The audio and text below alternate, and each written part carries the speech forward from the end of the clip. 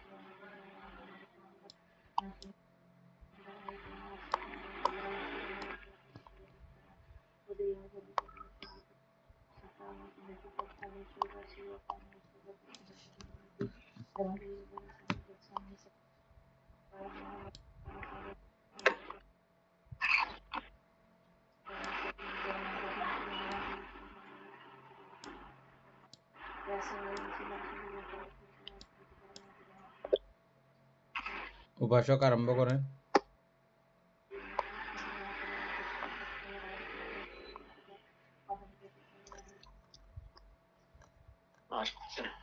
বাহুনেয়, আমরা আহনে পর্যন্ত পড়ছিলাম গত কালকে। ওই যে বলছিলাম ভাবিত চিত্ত শুদ্ধ পুরুষের মুহূর্তকাল পুজো করে উত্তম, ওইটা নিয়ে আলোচনা করা হয়েছিল আর কি। ওইটা নিয়ে আর কারো প্রশ্ন আছে?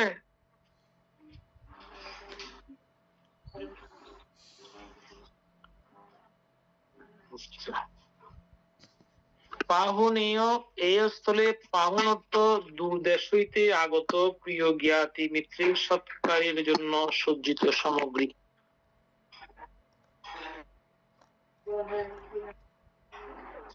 পাহুনত্ব দূরদেশ হইতে আগত,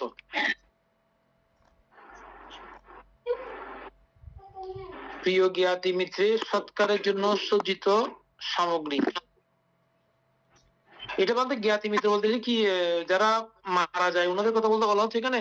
না না, অর্থাৎ আমাদের নিকট অনেক সময় খুব দূর দেশ থেকে আগত কিছু অতিথি আসে, আমাদের খুব প্রাণের মানুষ, প্রিয়জন, তাদেরকে যেভাবে আমরা একদম প্রাণের আকুতি মিশিয়ে ভালোবাসি এবং তাদেরকে উদ্যম খাদ্যভোজ্য দিই এবং কাপড় চোপড়ও দিই, হ্যাঁ, এই জাতীয় নানাভাবে তাদেরকে আমরা সম্মান করি না, ওই রকম শ্রদ্ধা সম্মান গৌরব ভিক্ষু সংঘকেও করতে হয়, করা ওটাকেই পাহনীয়। ও আচ্ছা, ওই সৎকার বলা হচ্ছে বলতে সেই কারণে সেই দৃষ্টিভঙ্গি বলছিলাম। সৎকার তো মৃত লোকের সৎকার করা হয় জানতাম। ওই সৎকার আর এই সৎকার বেশ কম। সৎকার বলতে সম্মান শ্রদ্ধা গৌরব। আচ্ছা আচ্ছা, সৎকার মঙ্গল।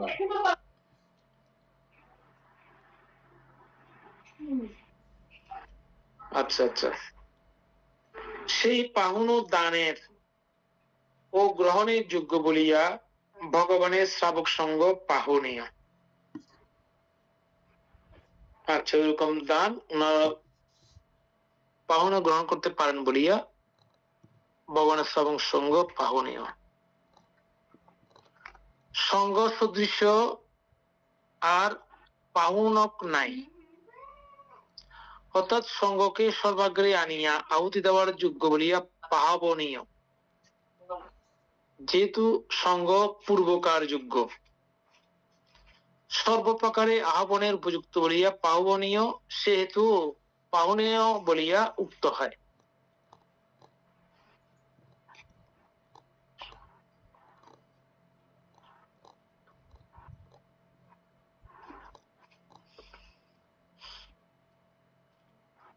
বন্ধু বন্দনা। মঙ্গল হোক। আচ্ছা।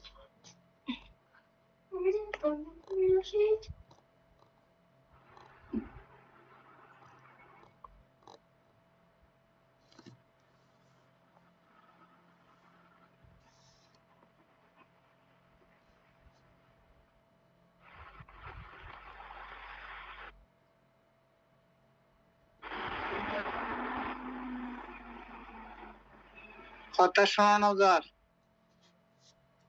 মিউট গিয়ে গই কেন শোন বান্তে দাক্ষিণীয় পরলোক বিশ্বাস করিয়া প্রদত্ত দানকে দক্ষিণা বলে। পরলোক বিশ্বাস করিয়া প্রদত্ত দানকে দক্ষিণা বলে। সেই দক্ষিণা গ্রহণের যোগ্য বলিয়া সঙ্গ দাক্ষিণীয়। সঙ্গ অন্ন পানীয়, যান বস্ত্র, মালাগন্ধ বিলেপন, শয্যা আবাস ও প্রদীপ এই দশবিধ দানীয় বস্তু গ্রহণের যোগ্য। অন্ন পানীয়, যান বস্ত্র, মালা গন্ধ বিলেপন, শয্যা আবাস ও প্রদীপ। মানে এখানে গন্ধটা কি হচ্ছে তাহলে? সুগন্ধি আমাদের এটা তো সুগন্ধি বিহার সুগন্ধি রাখার জন্য তৎকালীন সময়ে সুগন্ধি জল ইয়া করতেন, ছিটাতেন বিহারে।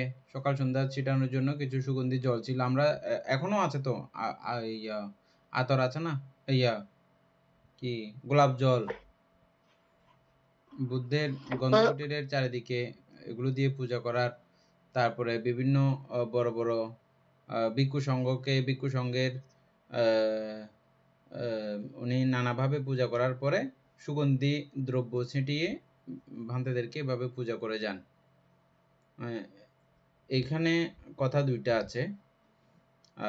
ভান্তে নিজে স্বেচ্ছায় ব্যবহার করা এটা এক জিনিস, আর পূজাকরণ আত্মে যদি কোনো দায়ক যদি সুগন্ধি দ্রব্য দ্বারা পূজা করে ওটা ভিক্ষুর জন্য দোষের না। আচ্ছা, দায়ক নিজেকে করতে চাইলে করতে পারবে। উনি পূজা করতে চাইলে সুগন্ধি দ্বারা পূজা করার নিয়ম আছে সংঘকে। বুদ্ধকেও করা যায় এবং সংঘকেও করা যায়। আমি ওই যে ধাতু পূজা আছে না, ধাতু পূজার মধ্যে ওই সেন্ট দিয়ে পূজা করার ইয়েটা দেখছিলাম। হ্যাঁ, ভিক্ষুরাও করেন, আমি মোগলটুলি বিহারে দেখছিলাম। সংঘকে এভাবে সুগন্ধি দ্বারা পূজা করা হয়। তারপরে শব্দ পূজা হচ্ছে যে বিভিন্ন মঙ্গল ধ্বনি দ্বারা তৎকালীন সময়ে বিভিন্ন এলাকাতে, যেমন আমাদের ভারতের মধ্যে এখনো কাঁসার ধ্বনি এবং শঙ্খ ধ্বনি এগুলোকে মঙ্গল ধ্বনি হিসেবে ব্যবহার করা হয়। কিছু কিছু এলাকাতে ওইভাবে ভিক্ষু সংঘকে তারা পূজা করে শব্দ দ্বারা। না, এখানে শব্দের কথা বলা হয়নি। না, এখানে বলতেছি যে পূজা। আচ্ছা, হ্যাঁ। তো যেখানে যে পূজার প্রচলন আছে ওগুলো ওইভাবে ওখানে চলে। তারপরে আমরা তো বিশেষ করে ভিক্ষুদেরকে বুদ্ধ কীর্তন দ্বারা পূজা করি। সম্মান করতে করতে পূজা করতে করতে আগু বাড়াই আনি, বা আমাদের বাড়িতে সঙ্গদান হলে তখন এটা করি আমরা। শ্রীলঙ্কাতে বেশি করে এটা, মানে ভিক্ষুদেরকে শব্দ পূজা করতে করতে কীর্তন করতে করতে বাড়িতে আনে। আচ্ছা, বাতে বিলেপনটা কি তাহলে এখানে? বিলেপন হচ্ছে যে আপনার যেমন কিছু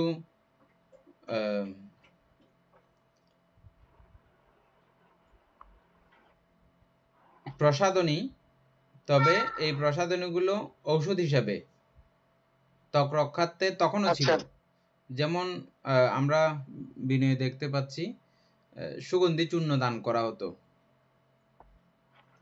সুগন্ধি চূর্ণ মানে এখন বর্তমান যুগে সাবান আর কি, তৎকালের যুগের চূর্ণ বলতো, এখন এটাকে সাবান বলি আমরা। সুগন্ধি চূর্ণ, তারপরে এটা ভগবান বুদ্ধকে এগুলো দ্বারা পূজা করতেন, স্নান করাইতেন, সুগন্ধি জল দ্বারা পূজা করতেন, স্নান করাইতেন। এভাবে ভিক্ষু সংঘকেও করাইতেন। হ্যাঁ, তবে সেটা ভিক্ষুদের শীল অনুপাতে শীলের নিয়ম অনুযায়ী এটা অন্য ব্যাপার। হুম, দায়কের পূর্ণ হওয়ার জন্য এটা সেভাবে করতেছে, আবার ভিক্ষুদের বেলায় এটা যেহেতু ওনাদের এটা শীলের পর্যায়ে আছে, সেহেতু হুম, তো এগুলোকে আবার এগুলো অনেক আলোচনা আছে, এদিকে এদিকে গুলিয়ে ফেললে হবে না, এগুলোর মধ্যে আরো হ্যাঁ বাচ্চা, বিভিন্ন কথা আছে ভিতরে, মানে অর্ধেক শুনে ওটা নিয়ে টানাটানি করলে হবে না, এখানে আরো ভিতরে কথা আছে। হ্যাঁ, হ্যাঁ বাচ্চা আছে বাচ্চা, তো হ্যাঁ। সেজন্য ভিক্ষুদের শীলও আছে এদিকে, আবার এদিকে দায়কের পূজারও বিধান রয়েছে। পূজা করলেও কোন কোন পূজা আমি দিলেও নিতে পারবো, কোন কোন পূজা দিলেও আমি নিতে পারবো না, ওরকম কিছু ব্যাপার, কপিয় অকপিয় ব্যাপার আছে। মানে কিছু জিনিস আছে হ্যাঁ ও দিচ্ছে তথাপিও আমি গ্রহণ করতে পারবো না, ব্যবহার করতে পারবো না, এরকমও আছে। তো এই প্রসাদ হ্যাঁ বলতে বাচ্চা, ওইটা আপনি রূপচর্চার ব্যাপার না। না না, ঔষধি হিসাবে অনেক কিছু যেমন যেমন আমরা মেরিল ব্যবহার করি ঠোঁট না ফাটার জন্য, তারপরে গাল ফেটে যায় গাল টাইগার না বাম, ফাটার জন্য, টাইগার বাম, হ্যাঁ বাম হ্যাঁ মাথা এগুলো ব্যথার জন্য। এগুলো বিলেপন হিসাবে ইয়া করতে পারেন। হুম, হুম, যে যে দেশের যে যে সমস্যা আছে, যেমন স্নান করার বিধান নেই, ভিক্ষুদের স্নান করতে পারে সপ্তাহে 15 দিনে একবার, কিন্তু একবার, যেখানে হ্যাঁ বাচ্চা। জল সুলভ সেখানে দিনে শতবার স্নান করলেও অপরাধ নাই। তার মানে আচ্ছা, যেখানে জল দুর্লভ সেখানে জল নষ্ট না করার জন্য এই বিধান, এই নিয়ম। ও আচ্ছা, স্থানকাল পাত্র বিচারে বুদ্ধের ধর্ম ব্যাখ্যিত হয়েছে স্থানকাল পাত্র বিচারে। ওদিকে আচ্ছা, 15 দিনের আগে স্নান করা যায় না, আবার এদিকে বলা হচ্ছে যে যেখানে জল সুলভ সেখানে শতবার স্নান করলেও কোনো আপত্তি নাই। নরমালে কিন্তু ও 15 দিনের আচ্ছা। আগে স্নান করলে আপত্তি। ও মানে ওই কথাটা আমাদের শ্রদ্ধেয় আশিকি বেগম আমাদের বলতেন ওই যে বাবনা যখন কোর্স হ্যাঁ, করাতেন তখন বলতেন হুম। যে প্রতিদিন স্নান করাটা নিয়ম নয়, সপ্তাহে একদিন এরকম করে আর কি। না আমার বাংলা ভারতের জন্য এটা, বাংলা ভারতের জন্য এটা প্রযোজ্য না, তবে ভারতের মধ্যে এমন কোনো জায়গা আছে কিনা আমি তো জানি না, থাকতে পারে। খুব ঠান্ডা কিছু জায়গা আছে ওখানে স্নান করার প্রয়োজন পড়ে না, আচ্ছা আচ্ছা, স্নান করলে অসুখ হয়ে যায়, এবং দীর্ঘদিন 15 দিন পরে স্নান করতেই হয়, যেহেতু করতে হয় একবার কোনো রকম করে, এরকম দেশভেদে কিছু ব্যাপার আছে। যেমন আমরা এখানে শীতকালে 5 দিন পরেও স্নান না করলে আমাদের অশান্তি লাগে না, হুম, কিন্তু বাংলাদেশের মধ্যে একদিনে ডেইলি একবার স্নান না করলে অশান্তি লাগবে আপনার। হ্যাঁ ঠিক। আর এখানেও যারা অভ্যস্ত আচ্ছা, হয়ে গেছে প্রত্যেকদিন স্নান করা, হ্যাঁ, তাদের স্নান না করলে ভালো লাগে না। এক হ্যাঁ কথায় যেমন এটা আমি বলতে, স্থান কাল পাত্র বিচার করে এগুলো, এই বিষয়গুলো। আচ্ছা যাই হোক, তারপরে তাহাদিগকে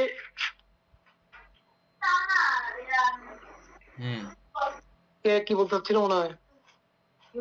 না আচ্ছা, তাহাদিগকে সেই দক্ষিণা দানে মহাফল হয় বলিয়া সঙ্গ দাক্ষিণীয় অঞ্জলি কারণীয়।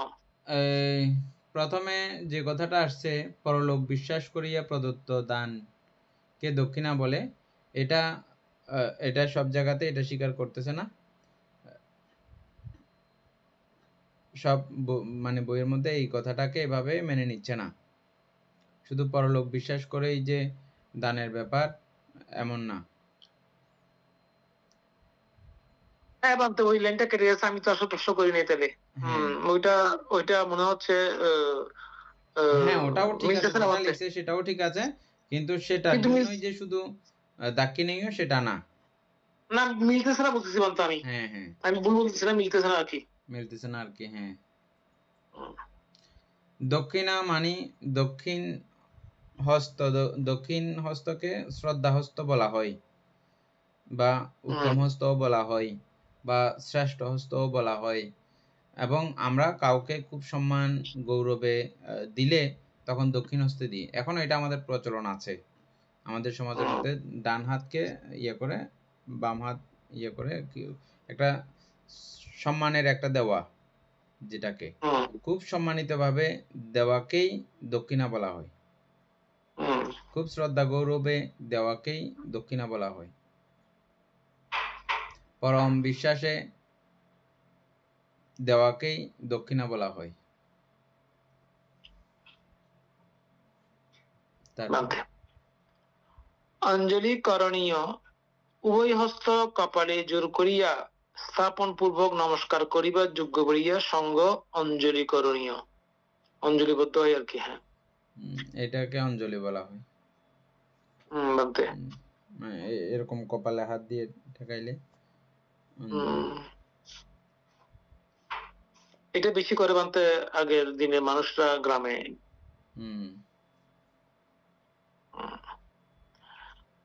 আচ্ছা, অনুত্তর পুয়কেত্তাং লোকাস্যা, সর্বলোকের অনুত্তর,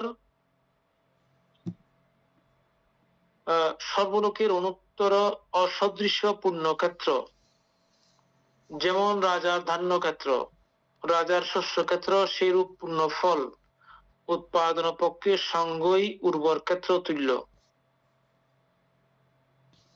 সর্বলোকের অনুত্তর অসদৃশ্য পুণ্যক্ষেত্র, এটা একটু করে। সর্বলোকের অনুত্তর, অনুত্তর তো বুঝেন এমনি নরমালি সর্বশ্রেষ্ঠ অনুত্তর, মানে এই সঙ্গের উপরে আর নাই। এই ক্ষেত্রে কিন্তু বুদ্ধ থেকেও সঙ্গ শ্রেষ্ঠ। হ্যাঁ, বুদ্ধ নিজে বলেছেন মানতে, এটা প্রমাণ যখন করেন। ওখানে বুদ্ধ আছেন সে কারণে। হ্যাঁ, এটা অনেকেই বুঝতে পারে না, অনেকে মনে করে সঙ্গ কেন শ্রেষ্ঠ হবে, সঙ্গ কি বুদ্ধ থেকে শ্রেষ্ঠ নাকি? না, বুদ্ধ সহ আছেন সে কারণে। যুক্ত হয়েছেন বলেই সঙ্গ শ্রেষ্ঠ। তাইলে সঙ্গের উপরে বুদ্ধও না, বুদ্ধ পুদ্গলপদে একক, আর সঙ্গ সঙ্গে সম্মিলিত হইয়া যখন হয় তখন সঙ্গ, তখন সঙ্গ শ্রেষ্ঠ। তাইলে সঙ্গ সর্বোত্তর, সর্বশ্রেষ্ঠ। তাইলে সঙ্গের থেকে উত্তর আর কেউ নাই, অনুত্তর। আনুত্তরাং পুণ্যক্ষেত্রাং ভিক্ষু সংঘস্যা দানাং দেমা পূজেমা। আনুত্তরাং বলছেন যে আপনারা বলেন যে এটা অনুত্তর।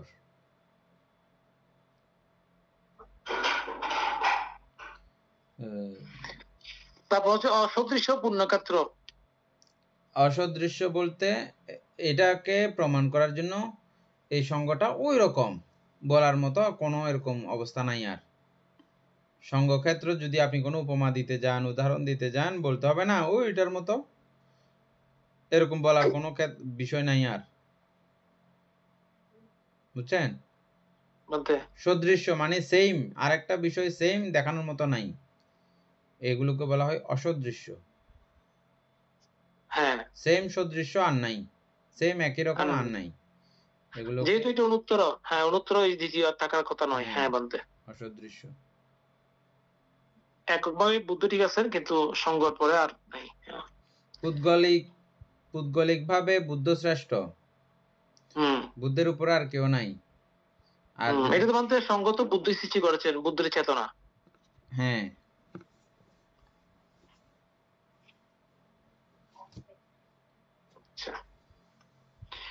আচ্ছা, সেরূপ পুণ্যফল উৎপাদন পক্ষে সঙ্গই উর্বর ক্ষেত্র তুল্য, তদ্বৈত উক্ত হইয়া আছে। উর্বর ক্ষেত্র তুল্য ভিক্ষু সঙ্গ, সুদক্ষ কৃষক তুল্য, শ্রদ্ধাবান দায়ক ও পরিপুষ্ট বীজ সদৃশ দানীয় বস্তু, এই ত্রিবিধ বস্তুর সংযোগে অপ্রমাণ পুণ্য ফল উৎপন্ন হয়। তাই ভগবানের শ্রাবক সঙ্গ অনুত্তর পুণ্য ক্ষেত্র। উর্বর ক্ষেত্র তুল্য ভিক্ষু সঙ্গ, সুদক্ষ কৃষক তুল্য, শ্রদ্ধাবান দায়ক ও পরিপুষ্ট বীজ সদৃশ দানীয় বস্তু। আচ্ছা, তাহলে দানীয় বস্তুগুলোকে বীজ সদৃশ বলা হচ্ছে। এখন তো আপনারা এটা খুব সুন্দর করে মিলাতে পারবেন। তাহলে দায়ক শ্রদ্ধা সম্পন্ন হওয়া, শ্রদ্ধা সম্পন্ন হলে তিনি যে চিত্ত নিয়ে, চিত্ত সম্পত্তি আর কি, সেটা মানতে। হ্যাঁ হ্যাঁ, অবশ্যই। ওই সমনুষ্য সহগত জ্ঞান সম্প্রযুক্ত অসংস্কারিক চিত্ত, অসংস্কারিক চিত্ত। হ্যাঁ, এটা হচ্ছে যে ওই দায়কের উত্তম পুণ্য, উত্তম চাষা। হুম তারপরে বীজ, পরিপুষ্ট বীজ কাকে বলবেন? দানীয় বস্তু। দানীয় বস্তু। দানীয় বস্তু কিভাবে পরিপুষ্ট হয়? ভালো, উত্তম দান। উত্তম, হ্যাঁ ঠিক আছে, হ্যাঁ এ, প্রয়োজন অনুযায়ী উত্তম না, পরিপুষ্ট। পরিপুষ্ট হচ্ছে যে এ, প্রথম হচ্ছে যে মানে আমি এটা উৎপন্ন করতে গিয়ে আমার পঞ্চশীল ভঙ্গ করতে হয় নাই, ও আচ্ছা, অথবা পঞ্চবাণিজ্য নিষিদ্ধ করে যদি আমি উৎপন্ন করি, ওটা হচ্ছে পরিপুষ্ট বীজ বা পরিপুষ্ট দানীয় বস্তু। ও বুঝা গেছে? আমার ওখানে মানতে পঞ্চবাণিজ্য লঙ্ঘিত হয় নাই। এই দানীয় বস্তু সংগ্রহ করতে গিয়ে। হ্যাঁ, অথবা এগুলো সংগ্রহ করতে গিয়ে আমার চুরি করতে হয় নাই, মিথ্যা বলতে হয় নাই, তারপরে অন্য কোনোভাবেও এটা আমার উপার্জন করতে হয় নাই, পঞ্চশীলও ভঙ্গ হয় নাই, পঞ্চবাণিজ্য ভঙ্গ করেও আমি এগুলো উৎপন্ন করি নাই।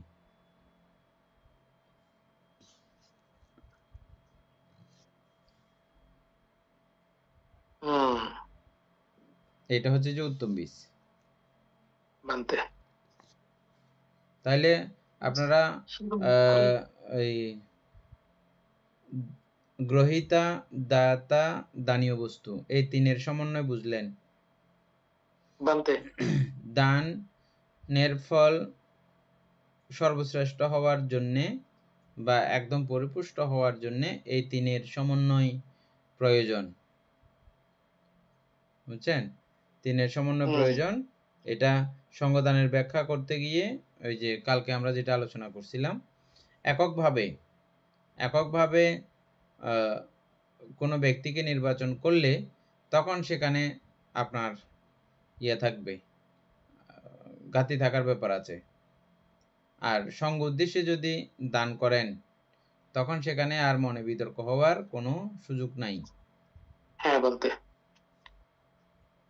বলা হচ্ছে বলতে এই ত্রিবিধ বস্তুর সংযোগে অপ্রমাণ পুণ্যফল উৎপন্ন হয়।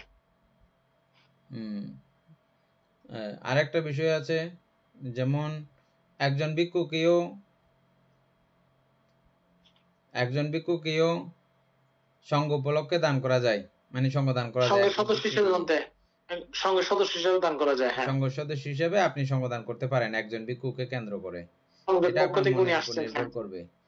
আর হ্যাঁ যদি ওই চিত্রপতি কি করে, বিষয়টা হ্যাঁ যদি দায়কে যদি প্রকাশ করে, ভান্তে আমি সঙ্গ উদ্দেশ্যে আপনাকে দান করছি, হ্যাঁ আচ্ছা, খাবারটা হ্যাঁ তো খেয়ে ফেলতে পারবেন, স্পেশাল কোনো জিনিস যদি আবার দেওয়া হয়, ওটা উনি সঙ্গ সদস্য হিসেবে যতটুকু প্রয়োজন ততটুকু ব্যবহার করতে পারবেন।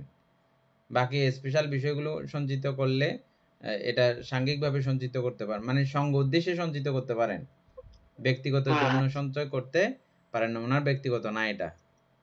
আচ্ছা আচ্ছা, এগুলো অনেক মানে আমাদের বিনয়গত ব্যাপার আছে আর কি। ও যদি কোনো দায়কে মানে আমাকে দিচ্ছে বানতে, এটা আপনার একান্তই ব্যক্তিগত, এরকম বললে এটা এক জিনিস। আর যদি বলে যে ভান্তে আমি সঙ্গ উদ্দেশ্যে আপনাকে দান করছি, তখন উনার যতটা প্রয়োজন অতটা ব্যবহার করতে পারবেন সঙ্গ সদস্য হিসাবে, বাকি যেটা উদ্বৃত্ত থাকবে এটা সাংঘিকভাবে থাকবে, সঙ্গের সদস্য হিসাবে ওনার যখন প্রয়োজন পড়বে তখন তিনি ব্যবহার করবেন, বাকিটা যে কোনো ভিক্ষু আসলে ব্যবহার করতে পারবে। তো এখন তো ওইটাই সুন্দর না, ওর সঙ্গের বুদ্ধি বিনয়সম্মত ওইটা, এককভাবে দিচ্ছি দান করছি এটা বলাটা সুন্দর নয় আর কি। না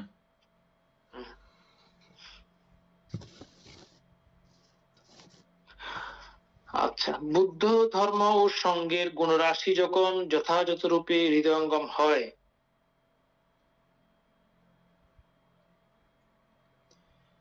তখন কামরাগ, দেশ ও মোহে চিত্ত ক্লিষ্ট হয় না।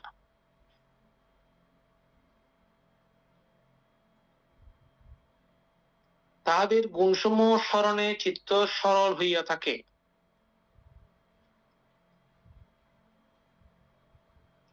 রাগ দেশাদির অভাবে নিবরণ সমূহ অর্থাৎ ধ্যানের প্রতিবন্ধক কামচ্ছন্দ, ব্যাপাদ স্তনমিদ্য, ঔদ্ধত্য, কৌকৃত্য, বিচিকিৎসা।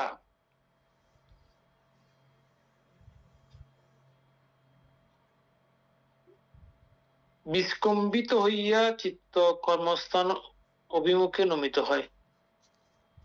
এটা কি ঠিক আছে বলতে? বিস্কম্বিত,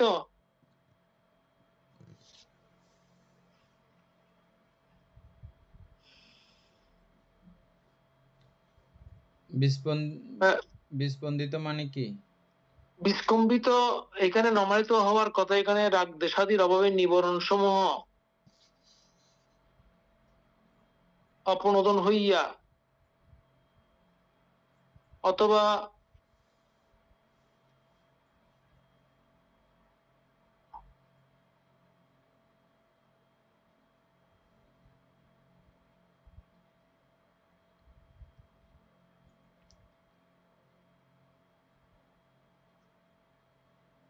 নিবরণ সমূহ বিস্কম্বিত অপনোদিত হইয়া হবে নাকি বিস্কম্বিত অপনোদিত, প্রায় সেম কথা বলতে জানি না তো। গুগল সব বিস্কম্বিত শব্দ আগে শুনে নেই মনে হয়। আবার লাইন করে বলা হচ্ছে রাগ দেশাদির অভাবে নিবরণ সমূহ, এটা বুঝলাম, ধ্যানের প্রতিবন্ধক যেগুলো আছে, কামচ্ছন্দ, ব্যাপাদ, স্তনমিদ্য, ঔদ্ধত্য, ককৃত, বিচিকিৎসা, এই পঞ্চ নিবরণ বিস্কম্বিত হইয়া চিত্ত কর্মস্থান অভিমুখে নমিত হয়। এখানে অপনীত হবে বলতে বিস্কম্বিত নাকি বিস্কম্পিত? বিস্কম্বিত, বরস্বীকার বি তন্তে শয় ক ময় ভ রস্বীকার ত। বিস্কম্বিত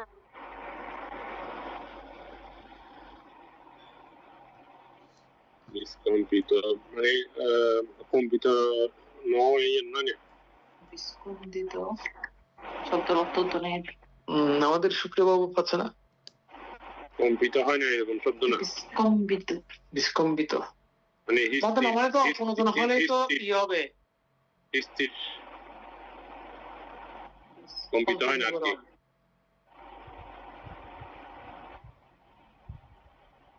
ওই সময়ের জন্য পঞ্চ নিবরণ দুর্বৃত হয় বলে। আচ্ছা, বিস্কম্বিত, হ্যাঁ, বিস্কম্বিত মানে হচ্ছে যে আপনার পঞ্চনিবরণ মুক্ত অবস্থা।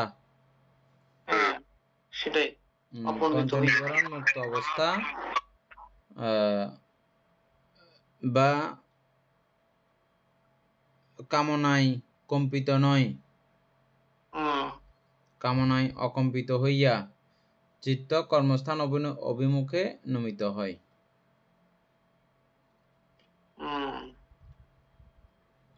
তখন বুদ্ধত্ব ধর্ম বা সঙ্গীর গুণরাশির প্রতি বিতর্ক বিচার আরম্ভ হয়। বুদ্ধ ধর্ম বা সঙ্গীর গুণরাশির প্রতি বিতর্ক বিচার আরম্ভ হয়। বিতর্ক ও বিচার করিতে করিতে প্রীতি উৎপন্ন হয়। প্রীতি প্রফুল্ল মনে প্রীতিপদ স্থানীয় প্রসূতি দ্বারা কায় ও চিত্তের ব্যথা কম্প দরদ উপশম হয়।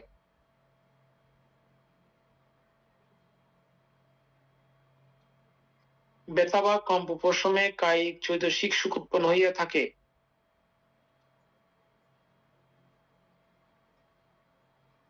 তখন ত্রিরত্নের যে কোনো গুণ অবলম্বনে চিত্ত সমাধিস্থ হয় এবং ক্রমে একযোগে ধ্যানাঙ্গ সমূহ উৎপন্ন হইয়া থাকে। আচ্ছা, ত্রিরত্নের এটা দিয়ে করা এটুকু যাওয়া যাবে আনতে? ত্রিরত্নের গুণসমূহ নানা প্রকার ইয়া দিয়ে প্রথম ধ্যান বোধহয় লাভ করা যায় না। আমরা এখানে অপর্ণা উপচার পূজা যাচ্ছে বলতেছে বলতে, অপর্ণা উপচার এখানে ত্রিরত্নের গুণসমূহ নানা প্রকার ও গম্ভীর হেতু আপ্পানাং অপর্ণা প্রাপ্ত না হইয়া উপচার ধ্যান প্রাপ্ত হইয়া থাকে। আচ্ছা, এই তো অপর্ণা প্রাপ্ত হবে না। এটা গুণরাশির গভীরতার কারণে, অতি বেশি গুণ তো ওই গুণ চিন্তা করতে করতে উনি ওই পর্যন্ত যেতে পারেন না, প্রথম ধ্যান পর্যন্ত যাওয়া সম্ভব হয় না। কিন্তু এটা চিত্তকে এত বেশি শক্তিশালী করে ফেলে যে আপনি এর পরবর্তী অন্য কর্মস্থান নেবেন মাত্র আপনি প্রথম ধ্যান অতি সহসাই উৎপন্ন করতে পারবেন।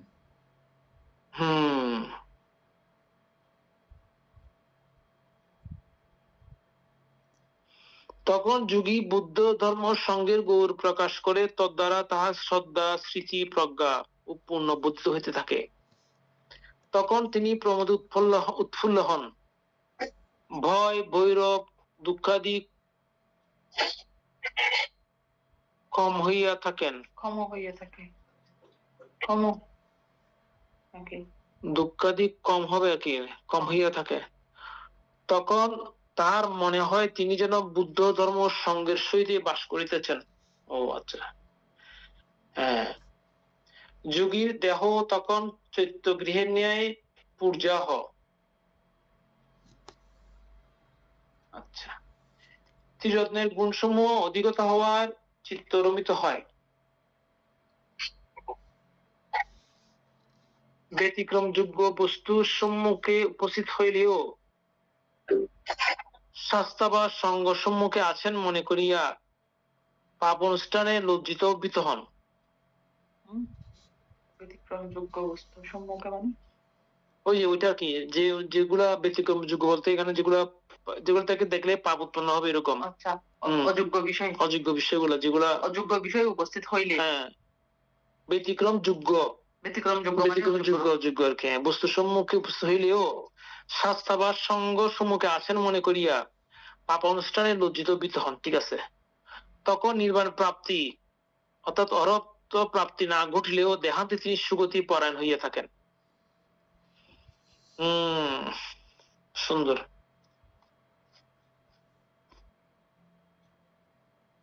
মানে পাপে লজ্জা হন কি।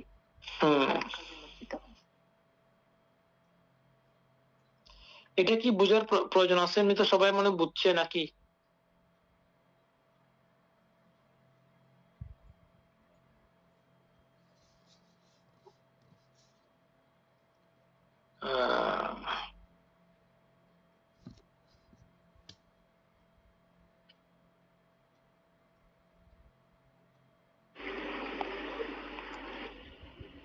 মানতে এটা একটু করে ত্রিরত্নের গুণসমূহ ওখান থেকে একটু করে বুঝে গেলে ভালো হবে না?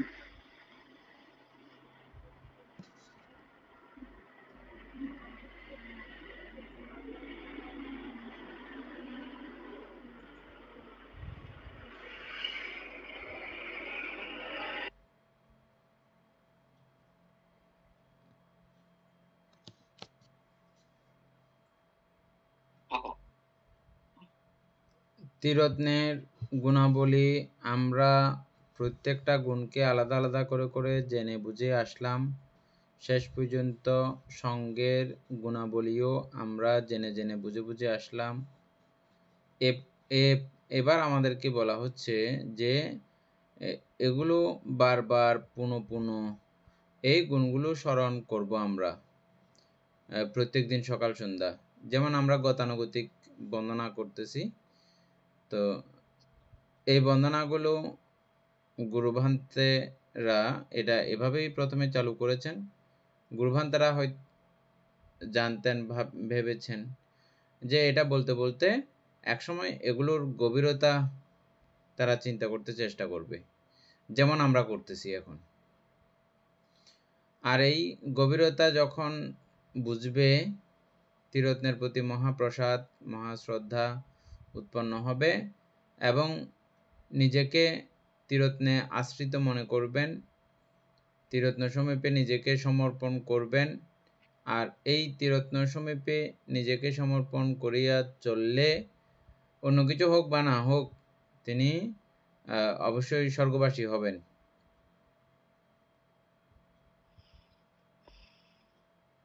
এটা মানে সকলের তো আর যেমন অতদূর পর্যন্ত পৌঁছা সম্ভব না হলেও কিন্তু স্বর্গবাসী হবেন এটা নিশ্চিত।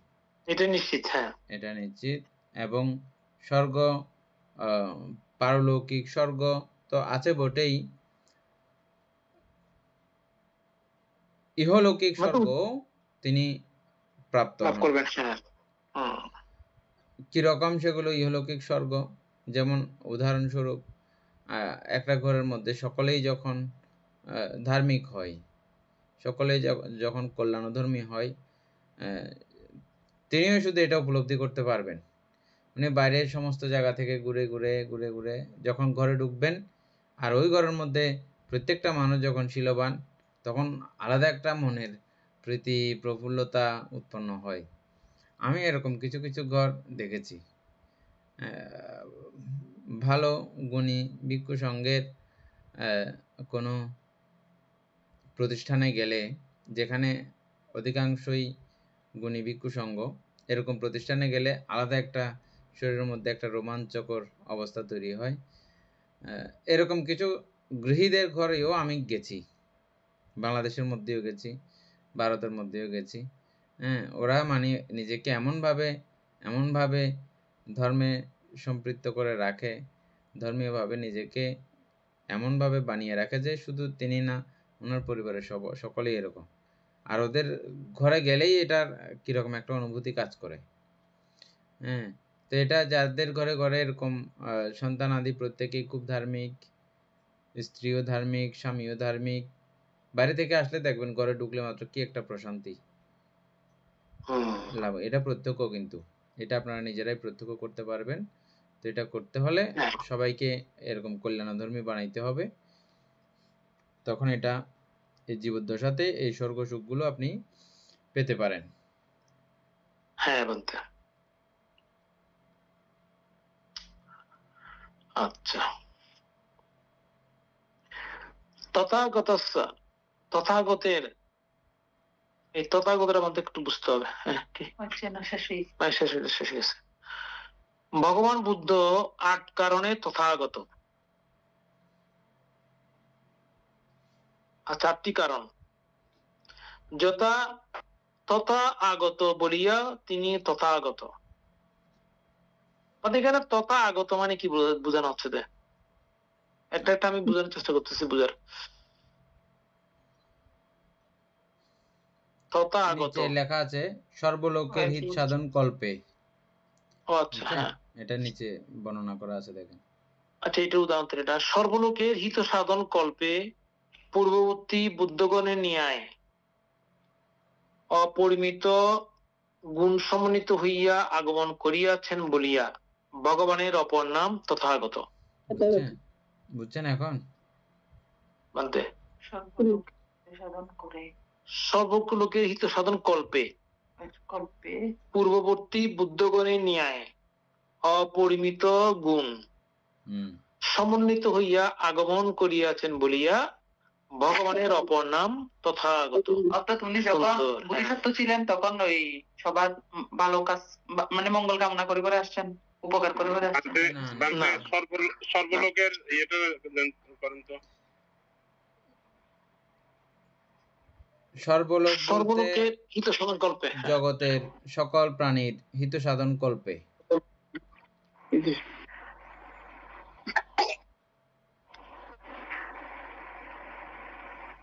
জগতের সর্বপ্রাণীর হিত সাধন কল্পে তথাগত সম্মুখ সম্বুদ্ধগণের আবির্ভাব হয় বলে ওরকম বলতে পারেন আপনারা। বুদ্ধ কি কীট পতঙ্গ এদেরকে কি ধর্মদান করতে পারবে? ধর্মদান করতে না পারলেও তাদেরকে অভয়দান করেছেন। হ্যাঁ, বুঝে গেছে? সেটা হিত না, আমার ইয়েতে আছে মানে অসংখ্য লোক এইসব হয়েছে নাকি? হ্যাঁ, অসংখ্য লোক, যেমন সকলের, যেমন যারা বুঝের ব্যক্তি, বুঝে যারা, তারা তো ধর্ম শুনতেছে সরাসরি। আর যারা বুঝে না, তির্যক প্রাণী, তাদেরকেও অভয়ের ব্যবস্থা করেছেন। অন্তত যারা বুদ্ধের সকাশে আসবে তারা অন্তত সর্বপ্রাণী হত্যা থেকে সর্বপ্রাণীকে অবৈধানে যুক্ত থাকবেন। তাহলে সেই দৃষ্টিকোণ থেকে সর্বলোকের হিত সাধনকারী ব্যক্তি তথাগত সম্মুখ সম্বুদ্ধ। সর্বলোকের হিত সাধন কল্পে পূর্ববর্তী বুদ্ধগণের ন্যায়। আগে যারা বুদ্ধগণ ছিলেন তাদের মতো অপরিমিত গুণ। অপরিমিত গুণ মানে বুদ্ধগুণ তো কোনো পরিমাণ করা যায় না।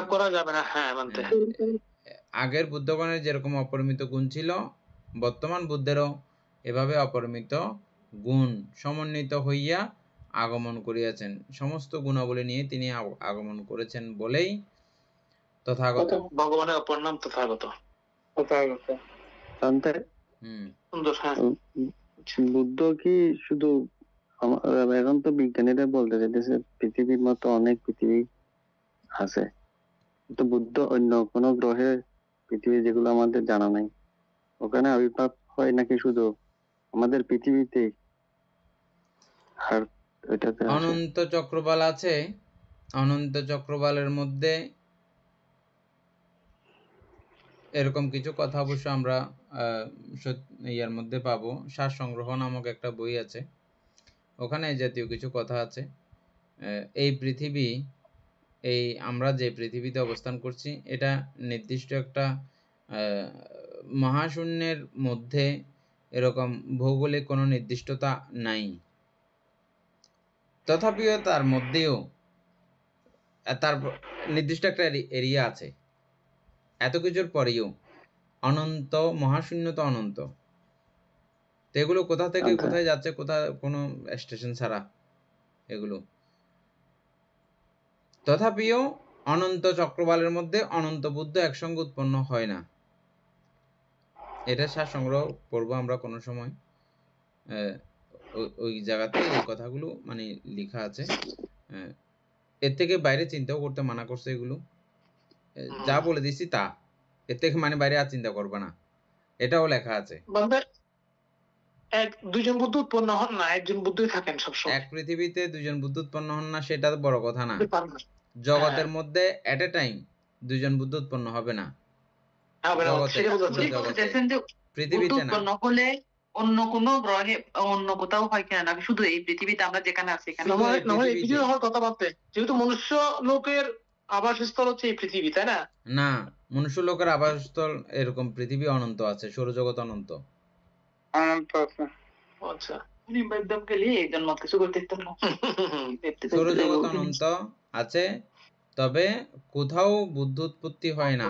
এই জন্য এই চক্রবালের প্রাণীগণকে, যে প্রাণী হবে হোক না কেন, এই চক্রবালে জন্মগ্রহণ করা প্রাণীগণকে অত্যন্ত ভাগ্যবান বলা হয়, বুঝছেন? মানে এই পৃথিবীতে নান্তে তথা এই চক্রবাল চক্রবালে তো অনেক জন্মগ্রহণ আছে। করা প্রাণীগণকেও ভাগ্যবান বলা হয়। কোনো না কোনো ভাবে হয়তো তাদের বুদ্ধির সকাশ মিলতে পারে। নান্তে চক্রবাল তো অনেক আছে। চক্রবালই তো বললাম তো, অনন্ত চক্রবাল, অনন্ত। আচ্ছা ভাবতে, আমরা তো এই পৃথিবী থেকে মৃত্যুবরণ করার পরে আবার এই পৃথিবীতে জন্ম নিব, কোনো গ্যারান্টি আছে? না, কোনো গ্যারান্টি নাই, কোনো গ্যারান্টি নাই। তবে অন্য কোনো চক্রবালে, তবে অন্য কোনো গ্রহে। তবে এই চক্রবালে একটা দীর্ঘ সময় থাকে। দীর্ঘ সময় থাকে বলতে কিরকম বলবো, আমাদের সংস্কারগুলোর সঙ্গে, যেমন আমাদের যে মানুষগুলোর সঙ্গে আমরা মিলিত হই, কথা বলি, এগুলোর সঙ্গে একটা সংস্কারে আমরা আবদ্ধ হই, যার কারণে আমাদের খুব কাছাকাছিই আমাদের অবস্থান কেন্দ্র হয়। নরকে চলে যেতে হলে সেটা আলাদা ব্যাপার, তাও এই চক্রবালের মধ্যেই যায় নরকে। চক্রবাল ছিন্ন হয়ে যায় যখন, যখন চক্রবাল পুরো ধ্বংস হয় তখন অন্য চক্রবালে ট্রান্সফার হয়ে যায়। এই চক্রবালে যখন ইয়া হয়ে যায় তখন, ধ্বংস হয়ে গেলে।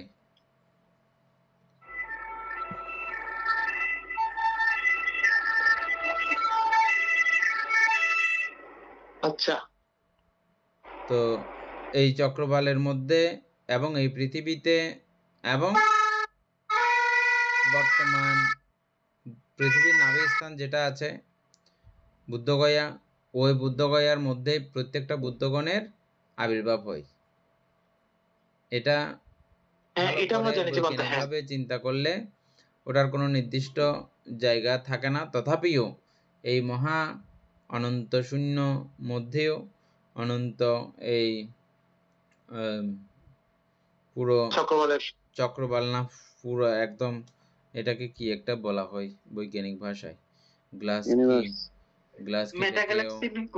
কি, আরো অনেক কিছু বলে, এটার পরেও আরো বলে, এটার পরেও আরো বলে, এটার পরেও আরো বলে, এরকম টাল আছে। কিন্তু ওরা এমনি বলতেছে আর কি, এটা তো ওরা আছে না, ওরা দেখেছে, ওরা দেখে শুনে বলতেছে। আর আমরা এটা 2500 বছর আগে ভগবান বুদ্ধ উনি ঋদ্ধি যুগে দেখে বলেছেন। হ্যাঁ, একেবারে উনি শেষ করে দিয়েছেন জগৎ বলে। জগৎটা এখনো বিজ্ঞান এখনো এটা বুঝতে পারে নাই, মানে জগৎ পর্যন্ত চিন্তা করতে পারে নাই। বুদ্ধ ভগবান 2500 বছর আগে জগৎ চিন্তা করে ফেলেছেন, বুঝছেন? মানে বিজ্ঞান এখনো জগৎ পর্যন্ত বলার ইয়া পাই নাই।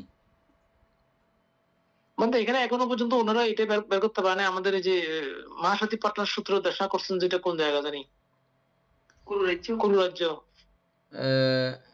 এটা কুরু রাজ্য তো এটা আফগানিস্তান। এটা না, শুধু অনেক কিছু আরো, যেমন এখনো কি আপনার সমুদ্রের তলা খুঁজে পাওয়া গেছে? সমুদ্রের তলা খুঁজে পাইছে? তো এমনি মারিয়ানা ট্রেঞ্চ সবচেয়ে গভীরতম স্থান। গভীরতম স্থান গভীর তো বলতে পারতেছে যে, কিন্তু তলা গভীর খুঁজে তো পাই বলতেছে নাই, কিন্তু পাই নাই। হ্যাঁ, তলা এটা খুঁজে পাই এমনি নাই। একটা এবং ওখানে যে এমন এমন কিছু জিনিসপত্র হয়তো ইয়া করতে চেষ্টা করেছে, ওখানে গেলে ওগুলো নষ্ট হয়ে যায়, এই পরিস্থিতি এ পর্যায়ে আছে। মানে এটা একটা আশ্চর্যের বিষয়। আমি এর মধ্যে পাট্টান পাটের মধ্যে একটা কোন একটা দেশনে শুনছিলাম, আমাদের শ্রদ্ধেয় প্রজ্ঞানজীবন্তের দেশনে নাকি জ্ঞানের মধ্যে দেশনে শুনছিলাম যে আমাদের এই গভীর সমুদ্র তলে নাকি ছোট একটা আছে, এখানে মিঠা পানি থাকে নাকি একদম সর্বনিচে। আচ্ছা, এটা আমি তো শুনে চিন্তা করলাম কিভাবে সম্ভব এটা, এখানে নাকি মিঠা পানি থাকে কিন্তু মিঠা পানি পানি। থাকতে পারে, অবাস্তবিক হুম, কিছু নয়, আরো অনেক রকম পানি থাকতে পারে, অবাস্তব তো কোনো কিছু না। না। কারণ এটা লবণ হওয়ার জন্য এখানে নির্দিষ্ট একটা ওরকম মিশ্রণের ব্যাপার আছে। ও অত তলে গিয়ে একটা ওই লোনা পানি পৌঁছতে পারতেছে না, পারবে না, এরকমও কিছু ব্যাপার থাকবে না। যেমন হতে পারে। আমাদের বাতাসেরও একটা ইয়ে আছে, ভারতের মধ্যে একটা সম্পর্ক আছে। ইয়ে আছে, নদী আছে, ওখানে 4 নদীর না 3 নদীর মোহনা তৈরি হয়, কিন্তু এক পানির সঙ্গে মিক্স হয় না, আছে না এরকম? সমুদ্র আছে এরকম। হ্যাঁ বানতে, হ্যাঁ। যেখানে কুম্ভ হয়েছে কিছুদিন আগে ওই জায়গায় জানতে। কুম্ভ মেলা আর কি, কুম্ভ মেলা হয় যে ওখানে, এটাকে কি একটা বলা তো। যাই হোক, এরকম কোনো প্রাকৃতিক এই ব্যাপারগুলো বুদ্ধ ভিক্ষুরা অনেক সময় এগুলো চিন্তা নিয়ে ব্যস্ত থাকে, এগুলো চিন্তা করতে চায়, বলছে যে তোমরা এরকম চিন্তা করবে না, আমি তোমাদের এমনি একটু জানকারির জন্য, বোঝার জন্য একটু একটু করে বলে দিচ্ছি, এগুলো বুঝে তুষ্ট থাকো, সন্তুষ্ট থাকো, এর থেকে আর বেশি জানতে চাইবে না, জানবা না। কেন জানবে না? গুরুত্বপূর্ণ মানব জীবন নষ্ট করে ফেলবা। ঠিক বানতে। এটা নষ্ট না করার জন্যে আমি তোমাদেরকে বলছি, এই পর্যন্ত বলে দিলাম, এটা শর্টকাটে এর জানে রাখো। আর তোমাদের এটা এখন যেটা করণীয়, আর্যাষ্টাঙ্গিক মার্গ অধ্যয়ন করা, আচরণ করা এবং মুক্ত হয়ে যাওয়া, এটাই তোমাদের প্রধান কাজ। পুরো এদিকে পৃথিবীর সবকিছু জেনেও কি হবে বানতে যদি নিজেকে না জানি। হ্যাঁ, আর সেটা পুরো হচ্ছে পৃথিবীও মূল জানা কথা, হয়ে বুদ্ধ যাবে শিক্ষা যদি বলেছেন। নিজেকে জানেন। পুরো পৃথিবীতে আছে নামরূপ, আপনার মধ্যেও সেই নামরূপই আছে। পুরো পৃথিবীতেও নামরূপ আছে, আপনার মধ্যেও নামরূপ আছে। তো নামরূপ আপনারটা জানলে পুরো পৃথিবীর নামরূপ জানা হয়ে গেল না? বলতে পুরো জগতের নামরূপ জানা হয়ে গেল। আর পুরো পৃথিবীকে জানলে তো দুঃখ থেকে মুক্ত হবে না, মুক্ত লাভ করা যাবে না, মুক্তি লাভ করা যাবে না। এই পৃথিবীতেও আছে নামরূপ, আপনি পুরো পৃথিবীকেও যদি ওই নামরূপ জ্ঞানে যখন দেখবেন, বুঝবেন, তাও আর কিছু না, একটা নাম ছাড়া। হ্যাঁ, নামরূপ ছাড়া কোনো কিছু নাই। তবে বানতে এই যে কিছুদিন আগে ইন্ডিয়ার এই প্লেন অ্যাক্সিডেন্টটা আমাকে খুব করছে, ভাবিত করছে। একটা বিষয় যদি কল্পনা করলাম যে আমি হঠাৎ করে এমনিতে সবাই ভাবে এটা, ওখানে কত ধনী ব্যক্তি ছিল, কত জ্ঞানী ছিল হয়তো বা, কত কত মূল্যবান মানুষ ছিল, কিন্তু অ্যাক্সিডেন্টের কাছে সবাই তুচ্ছ হয়ে গেছে। কিন্তু ওখানে যদি কোনো একজন ব্যক্তি, শ্রোতাপন্ন ব্যক্তি বা কোনো একজন এরকম মার্গফললাভী ব্যক্তি থাকতেন, তার উনি কিন্তু ওই মৃত্যুতে ওনার তেমন কিছু আসে যায় না, কিন্তু সাধারণ মানুষ যারা যতই জ্ঞানী হোক না কেন, তাদের জন্য জিনিসটা অনেক বানতে। ওই সময় তাদের চিত্ত সন্ততির কি অবস্থা ছিল এমনি আইডিয়া করে বলা সম্ভব? চিত্ত সন্ততি এইগুলো তো মনে করেন, এগুলো যারা বৌদ্ধ গবেষক, বৌদ্ধ পণ্ডিত আছেন যারা, তারাই শুধু এই চিত্তকে সেভাবে ধরে রাখতে পারেন যে আসলে হ্যাঁ আর বান্তে অন্য সময় ওইভাবে ওই চিত্ত রাখা এটা তো কঠিন ব্যাপার। এমনি বলতে ক্রোধ উৎপন্ন হওয়ার সম্ভাবনা আছে না সবার নাকি? ভয় আতঙ্কিত আতঙ্ক থাকবে, ভয়ে থাকবে যে। হ্যাঁ আতঙ্কিত ক্রোধ থাকার কথা। উৎপন্ন হ্যাঁ হবার তো সেই মুহূর্তে সময় নাই, আতঙ্কিত থাকবে, ভয়ে থাকবে। তা অনেকে কোনো তো পাইলটের প্রতি ক্রোধ উৎপন্ন আর করা কিনা এরকম আর সমস্যা। যেহেতু এই ফুটতেও কিছুক্ষণ সময় লাগে, ওই ক্ষণের মধ্যেও যে চিত্ত কত রকমের রূপ পাল্টাচ্ছে এটা তো আমরা এখন জেনে গেছি না, বুঝে গেছি বান্তে কোন চিত্ত যে ওই মুহূর্তে এসে হাজির হচ্ছে, কোনো ঠিক ঠিকানা নাই। তার মধ্যে আবার কিছু কুশল চিত্ত চলে আসতে পারে কোনো কারো। কুশল কর্ম করি না আমরা, সবাই করি, যে কোনো কুশল চিত্ত চলে আসতে পারে, সবাই মানুষ আমরা করি না কুশল চিত্ত। আর ওটা যেটা বলতেছি এটা হচ্ছে যে সম্পূর্ণ বুদ্ধ জ্ঞান। হ্যাঁ, যারা বুদ্ধ জ্ঞানে জ্ঞানী তারা এই মৃত্যুক্ষণ তো যে কোনো মুহূর্তে আসতে পারে, শুধু অ্যাক্সিডেন্ট তো আমাদের সারাক্ষণ হতে পারে। নর্মালি আমাদের যখন নিঃশ্বাস আটকে যায় এটা কত ভয়ঙ্কর, ওগুলো থেকে কোনো অংশে কম না। আগুনে জ্বলে পুরা এটা সেটা এগুলো কোনো অংশে, মূলত সমস্যা হচ্ছে যে এখানে নিঃশ্বাস আটকে যাওয়াটাই সবচেয়ে বড় ভয়ঙ্কর অবস্থা। হ্যাঁ, এত সবকিছু মিলিয়ে নিঃশ্বাস আটকে যায়, আর নিঃশ্বাস ফেলতে পারে না, অটোমেটিক ভাবে মরে যায়। হ্যাঁ বান্তে যদি ওই সময় অত বেহাস হয়ে যায়, হ্যাঁ যদি বেহাস হয়ে যায় ওর স্মৃতি বদলে যাবে। বেহাস হয়ে গেলে যে ওই যে বললাম চারটা অবস্থার কর্মতত্ত্ব পড়ছিলাম যে আমরা ওই দিন বলছিলাম না, প্রথম হচ্ছে যে চ্যুতিচিত্ত কেমন ছিল ওটার উপরে নির্ভর করে আমার পরবর্তী জন্মান্তর। তারপরে হচ্ছে যে মৃত্যু আসন্ন কর্ম, আমি চ্যুতিচিত্ত ওই সময় ওইভাবে যদি আমি কাজ না করে তো এর পূর্বে কি কাজ করেছিলাম, মৃত্যু আসন্ন কর্ম। তারপরে হচ্ছে যে এটারও অভাবে যাবজ্জীবী কর্ম, আমি সারা জীবন কিরকম আচরণ করেছি ওটার উপরে ভিত করে ভালো মানুষ যদি হয়, ভালো ব্যাপারগুলোই ওনার ভাগ্যচক্রের কারণে ওগুলো ওনার কাছে উৎপন্ন হয়। এরপরে হচ্ছে যে অনন্তকালীন আমাদের ভবাঙ্গের মধ্যে যেগুলো সেভ করা আছে এখান থেকে যে কোনো রকম চলে আসতে পারে। এই বিয়াস হইলে এগুলো তখন অটোমেটিক ওটা থেকেই নেয়। আচ্ছা, এটা আমার কোনো হাত থাকে না সেখানে, বুঝছেন? এই পঞ্চশীল যারা সবসময় অক্ষুণ্ণ রাখে, পঞ্চশীলে যারা খুব ফাঁকাভুক্ত অ্যাক্টিভ, এই তারা বিয়াস হয়ে মৃত্যুবরণ করে না। বিয়াস হয়ে মৃত্যুবরণ করলে কি ভেজাল আছে দেখেন, এখন কি কোনটা দিয়ে জন্ম হবে এটা তিনি জানবে না, ওনার এটা হাতে নাই। বিয়াস হয়ে মরলে এই অবস্থা, এই সমস্যা। সেজন্য মানুষ বলে সব জ্ঞানে মৃত্যু। হ্যাঁ, তো এই বিয়াসের মধ্যে দুই রকম আছে, একটা হচ্ছে যে উনি ভিতরে সবকিছু বুঝতে পারেন, জানতে পারেন, এরকম বিয়াসও আছে। আবার কিছু বিয়াস আছে যে উনি বিতর্কত ভাবেও কোনো কিছু জানেন না। অনেকের আছে যে মানে কান নষ্ট হয়েছে, কানে কিছু শুনতে পাচ্ছেন না, তো জ্ঞেন্দ্রীয় পুরো সেন্সলেস, এটাতেও তিনি কিছু করতে পারতেছেন না।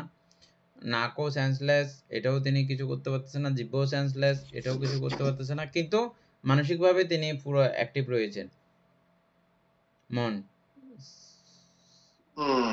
মনের ব্যাপারটা পুরো অ্যাক্টিভ থাকে, তখন ওনার চিন্তা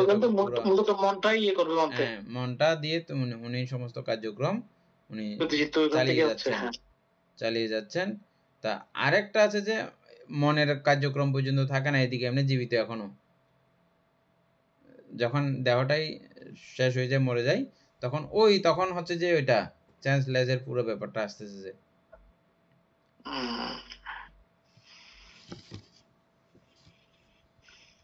একটা বিজ্ঞানীদের একটা দেখছিলাম যে করছে আর কি, মানে মৃত্যুর আগে শ্রবণ শক্তি, দৃষ্টিশক্তি, তারপরে মানে যেটা স্পর্শ শক্তি, এগুলো মানে আমাদের ব্রেন, অনেক সময় ব্রেনটা কার্যকর থাকে কিন্তু অন্যান্য সেগুলো আমাদের ইন্দ্রিয় নষ্ট হয়ে গেছে। হ্যাঁ, এগুলো আমরা আমাদের বইয়েও পড়ছি তো। কখন কিভাবে কিভাবে আস্তে করে এগুলো কোনটার পর কোনটা কোনটার পর কিভাবে অনেক সময় নষ্ট হয়। আমাদের যখন বৃদ্ধরা খুব মরণাপন্ন অবস্থায় জিজ্ঞেস করে মানে ওটাকে তো চিনতে পারতেছেন কিনা, অনেকে চিনতে পারে না, মানে দৃষ্টিশক্তি, শ্রবণ শক্তি, তার জ্ঞান শক্তি নষ্ট হয়ে যায়। হ্যাঁ, এটা ক্রমান্বয়ে আস্তে করে নষ্ট হয়। এটা আমরা এর মধ্যে পাইছিলাম। উপাসক কোথায় পাইছিলাম? এটা মধ্যে আমরা ভবাঙ্গ এই প্রশ্ন চ্যাপ্টার ওইখানে আসলে তো মনে হয় এটা কবিতার মধ্যে সংগ্রহ অভিমত সংগ্রহে অভিধর্ম সংগ্রহের মধ্যে এই একটা চ্যাপ্টার ছিল।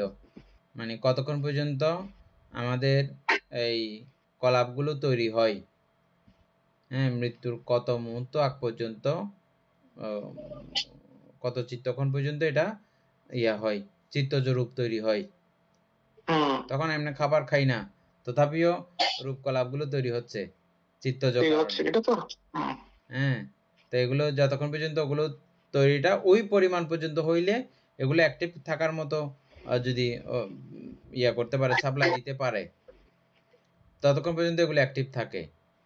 মূলত বলতে এখানে চাহিদা তো যদি থাকে, হ্যাঁ, সচল থাকে, তাইলে ঠিক আছে। আর যতক্ষণ চাহিদা তো কোনো এদিক সেদিক বেশ হয়ে গেলে আস্তে আস্তে চারিধাতু সচল থাকার জন্য বা কলাপ আর কি, কলাপ সচল থাকার জন্য আমরা চারটা ভাবে, এক হচ্ছে যে আহারজ কারণে, কবলিকিত আহার, তারপরে চেতনা আহার, তারপরে আর কি আছে, বিজ্ঞান আহার, বিজ্ঞান আহার। এই চার প্রকার, এই চারি আহারের কারণে এই কলাপ উৎপন্ন হয়, স্থিত থাকে। এই চারি আহারের কারণে ওই আহারগুলো যখন আস্তে করে ক্রমান্বয়ে তিনটা আহার যখন বন্ধ হয়, লাস্ট পর্যায়ে বিজ্ঞান আহার বা চেতনা আহার, হ্যাঁ, ওটা দিয়েও কিছুক্ষণ এটা গ্রোথ হতে থাকে, তারপরে এটাও ওইখানে ওই মৃত্যুর সময় দেহটা যখন ত্যাগ হয়, একটা বিজ্ঞানীরা এটা প্রমাণ পাইছে আর কি, মানে একটা এনার্জি ওই সময় যখন শেষ নিঃশ্বাস ত্যাগ করে শরীর থেকে একটা এনার্জি নির্গত হয়, যেটা প্রাণবায়ু চলে যায়। এটা একটা থার্মাল প্রক্রিয়া, এটা বিজ্ঞানীরা মানে দেখছে। যখন মৃত্যু হয়ে যায় তখন শরীর থেকে নাকি একটা এনার্জি বের হয়, যেটা সাধারণ চোখে দেখা যায়। এটা থার্মাল প্রক্রিয়া দেখছে। এটা তো নানা ধরনের বিজ্ঞানীরা, নানা ধরনের গবেষকগণ নানা কথা বলছেন। তো আমরা যেটা এখানে দেখেছি সেটা হচ্ছে যে একটা কর্মশক্তি একটা নির্গত হয়, তবে এটা কোনো বায়বীয় ব্যাপার না, বায়ুর মতো জিনিস না, কিছু না। এটার জন্য কোনো প্রমাণ ওরকম দেওয়া সম্ভব হয় না, যেটা চ্যুতিচিত্ত আবার প্রতিসন্ধি চিত্ত আকারে অন্য দেহে প্রবিষ্ট হয়, ওই জিনিসটা, ওরকম একটা কর্মশক্তি এটা আছে। তো যাই হোক, এটা আমি উত্তর দিলেও এটা বুঝবেন না, এটা বোঝা সম্ভব না। ওটা বুঝতে হইলে আমাদের ওই অভিধর্মের যে চ্যাপ্টারের মধ্যে এই বিষয়গুলো আমরা পড়ে আসছি, ওখানে আমরা খুব পুঙ্খানুপুঙ্খানুভাবে আস্তে আস্তে আস্তে করে আলোচনা করেছি। আশা করি যারা ওই ক্লাসটা যারা বুঝছেন, এটা স্পেশালি আর বুঝে দিতে হবে না যে কি হয়, কি প্রক্রিয়া হয় এটা। ওই সুপ্রিয়বাবুর একটা ইয়ের জন্য, মানে ধারণার জন্য বলতে চাচ্ছি, এটা যেটা সত্য সেটা, এটা আমি এই শ্রদ্ধা শুনছিলাম আর কি। বলা হচ্ছে কি, ওই যে একজন মানুষ যখন মৃত্যুবরণ করে তার চিত্তটা কত দ্রুত ট্রান্সফার হয়, সেটা একমাত্র সম্মুখ বুদ্ধগণ ছাড়া আর কারো পক্ষে বোঝা সম্ভব না। এত কম সময়ের মধ্যে উনি ট্রান্সফার পায়, আরটা চিত্ত গঠন করে, বুঝছেন? তাহলে এটা যদি আপনি ভালো করে বুঝতে পারেন, তাহলে আর বিজ্ঞানের বিষয়টা আপনার টানতে হবে না।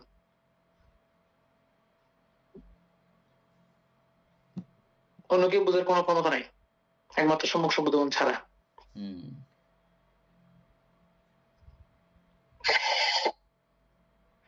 তো এটা সম্পর্কে আমাদেরকে হালকা একটু ধারণা আমাদেরকে দান করেছেন। দেওয়ার পরেও সবকিছুর পরে এগুলো কোনো কিছু আমাদের প্রধান বিষয় না, এগুলো সবগুলো আমরা জানতেছি, বুঝতেছি একমাত্র নিজেকে সম্যক দৃষ্টিতে আনায়ন করার জন্যে করে, এই নির্বাণ লাভাতে আর্যষ্টাঙ্গিক মার্গ সাধনা করাটাই হচ্ছে যে আমাদের প্রধান কাজ। তারপর বলতে আমাদের সতর্ক থাকার প্রয়োজন আছে আর কি। এই জন্য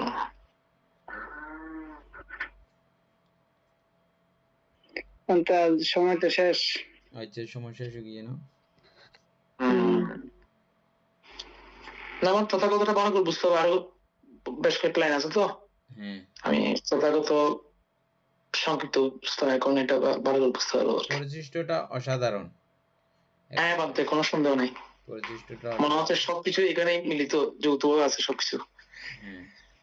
বাংলাদেশ থেকে কেউ আসলে আমাদের রনি বড়ুয়া তো আসছে, যে ওই বইটা আনে নাই, সত্যদর্শন বইটা, এটা আনা দরকার।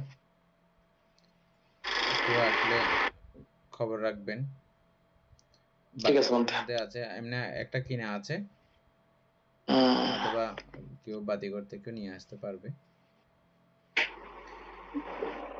এটা আপনারা এখন বুঝবেন, বুঝার মতো অবস্থা হয়েছে, সেজন্য।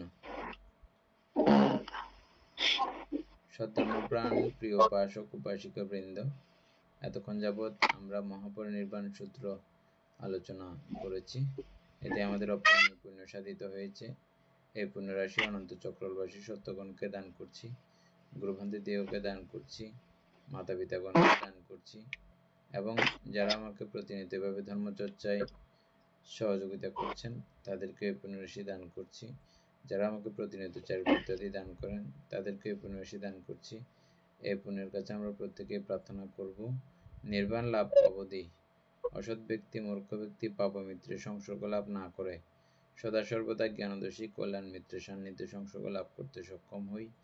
এই রূপ সাধনা পোষণ করে আজকের মতো ক্লাস এখানেই সমাপ্ত করছি।